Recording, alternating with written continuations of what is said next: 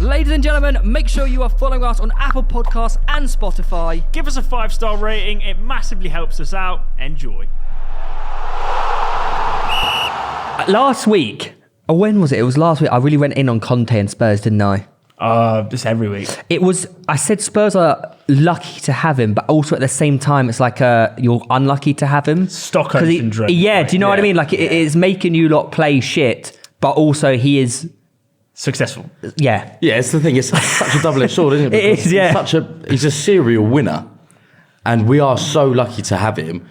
But the football, God, it's so pretty boring. dire, isn't it? You almost I'm a season ticket holder, so when I go to the games, I almost know there's no point going to the first half. You may as well just turn up for the second half. The game against Portsmouth was the first game we scored first in 11 games. But wasn't it also the first game you were leading at half time? Yes. Yeah. What the fudge? You're a second half team. Yeah. Even at Palace, right? England, you like England? Sort of. Yeah. Not really? In the World Cup, maybe a little bit? No? A little bit. It's just very frustrating. And Conte's so stubborn. Refuses to change it. Picks the same shit team every time. And honestly, it drives me insane. But saying that, he's a serial winner. Is it a bit weird that Spurs are diabolical to watch, but yet Harry Kane is having actually one of the best seasons he's ever had, and it's going severely unnoticed due to two factors: Haaland and the fact Spurs are so boring. So why is he just the only man scoring goals for you? Look, it's the same with Kane every season. I mean, if you put Kane in that City team, I think arguably he's on the same goals as Haaland or more.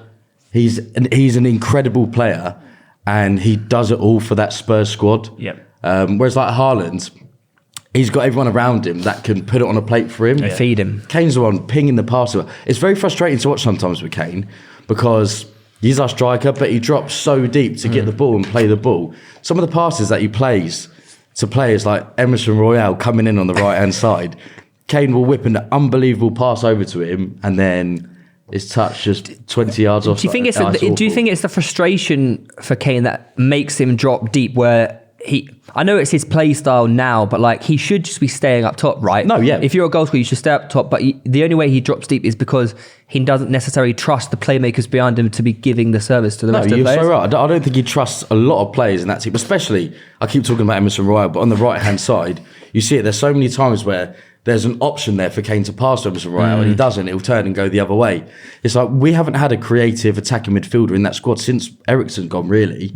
So Kane is the one who has to drop and do that to make that creativity. Because when we had Eriksen in that team, and more creative players, like when Dele Alli was at his peak, etc. Yeah. Dembele. Yeah, criminally underrated. But Kane was scoring so many goals then. So, it's frustrating, but as you mentioned, he's having a seriously He's on 15 Premier League goals this 15 season, Premier right? League goals in 18 games. Yeah, he is. I think he's on 15. Yeah, he is on 15 goals. That's outrageous. Yeah, and it's going seriously under the radar because of that Norwegian robot. He's on 21? Yeah, mental. It's outrageous. And also, it doesn't help the fact that Son has not been he's not been the same this season. I know he's scored recently and it's good to see. He's only scored in 2 games. Yeah, and the one with Son is so frustrating because obviously he came off the back of the best season he's ever had last season. But even like his confidence just looks shocked a bit. Like it doesn't even look like he wants to take on any players.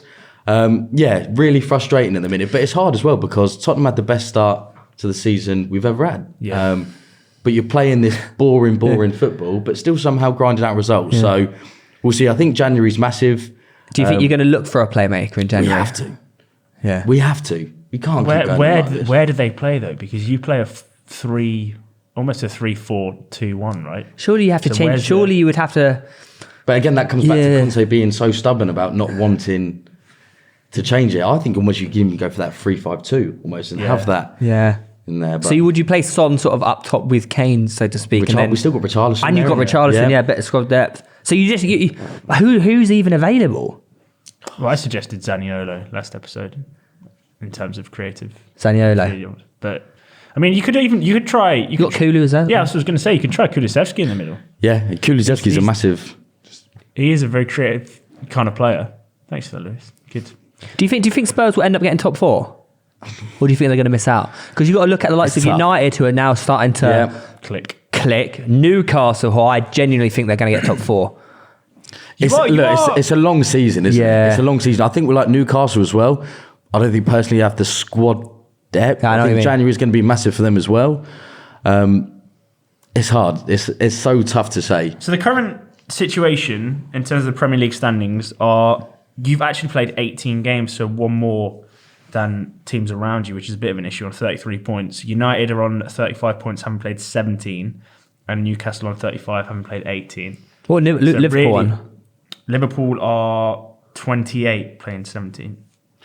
We've got There's a gap between fifth and the rest. We've got and a tough Fulham run are- of fixtures as well. We've got Arsenal on Sunday, and then Huge. City the following Thursday. Yeah. So some tough games in there. Do you What's think that, you 0 get any points? points from those? Is Arsenal at the Emirates? No, it's at the Tottenham Tottenham Stadium, Stadium. which is why, again, look, form goes completely out the window on a North London derby. Yeah, it does. So we'll see. But I think it'll be a clear sign as well, because if the players aren't up for it on a North London derby, you're going, what are you doing? Like, But- come on, it's one of the biggest games for the fans all season. You should be up for it. The crowd will be up for it. And if you play lackluster football, then there's going to be no hope for top four. So we'll Also, see. I know we've discussed it, mentioned it recently, is that a lot of the times, like, being at home doesn't matter at the moment, does it? No. Sharky raised this point, wasn't it? Like, being at home really doesn't matter. But I feel like if it is going to matter, it's a North London derby. Yeah. Like, it's not. I remember, like, back in the day, like, North London derby was like, it was like Vieira and all these players, like Robbie Keane.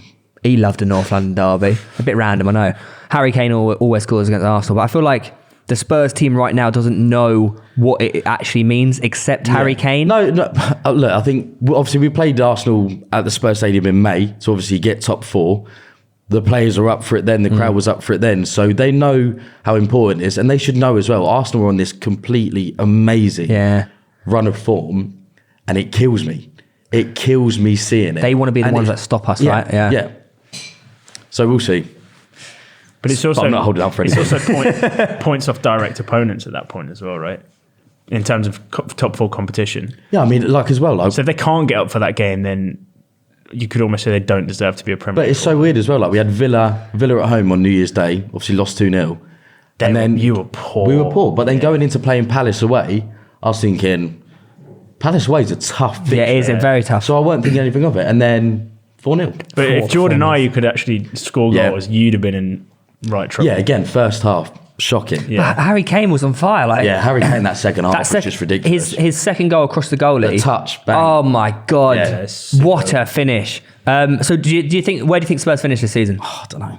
Is it depend on January in the next? few games? I think it does depend on this, but I think January is a massive month. We've got City, Arsenal, and then obviously players that we bring in. Last season, we were in a similar position. Didn't start the best, and then we brought in Kulusevski and Bentancur in January, which completely transformed our season. So if you can bring in players like that calibre... Is Bentancur injured? Yes. Yeah. Because he's another one that's a big miss for us. Yeah, he was quality in the World Cup as well, wasn't he? Yeah. Yeah, he's another one that goes massively under the radar. Yeah, he yeah. does so much for us, pulls a lot of the strings. So yeah, we'll see. January is going to be massive for us. And obviously being biased, I want to say we get top four, but playing devil's advocate, I can't see it if Fifth. Yeah. Yeah. Don't even. No, not even fifth. Well, you've got Liverpool. Look, to there's come so back many as well, teams. remember? There's so many teams in that. Yeah. In that mix, like teams like Newcastle as well. Like you weren't thinking that. No, at the beginning of the absolutely, season, were no. you? So when Second best Apart team from in the him. league, right? I knew it. I was saying it before last season. Yeah, but he's fucking deluded. Yeah. He was saying it when he was in Championship. You're like, oh, we're gonna get Champions League here.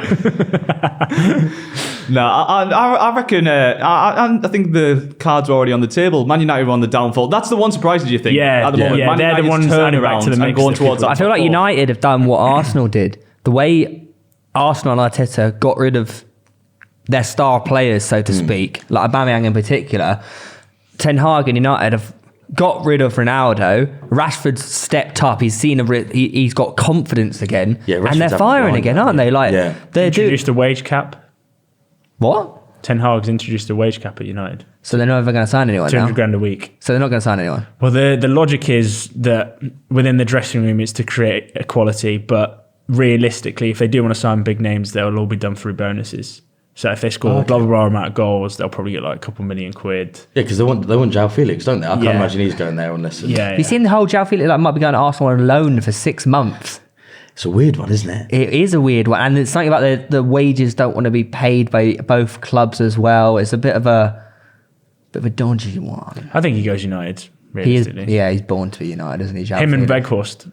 I saw the Veghorst. I will. That's who they want. That's genuinely. They both want. Ten Veghorst is Hag my wants king. both of them. He is my king. Weghorst. He's love this Dutch, though. man. He's Dutch. I love this because Man United always did ego signings and they never paid off ever. And now all of a sudden they're doing a signing that isn't ego-centric. People are ripping them a bit. So I rate it. This is the king you're talking about, King Weghorst. He's my hero. Yeah, okay. He's actually my hero. He is so good. And also, You know, he's still a Burnley player, right? People forget he's actually contracted to Burnley. he's on loan. Yeah, he's on loan at Besiktas. Oh. And everyone's like, "Oh, we'll just get him from that Turkish club." No, he's a Burnley footballer Who are gonna In get the Prem- promoted. Yeah, who are going to be in the Prem next season. Yeah. Well, that'd be a good sign because they, have a big guy up top. He's quality.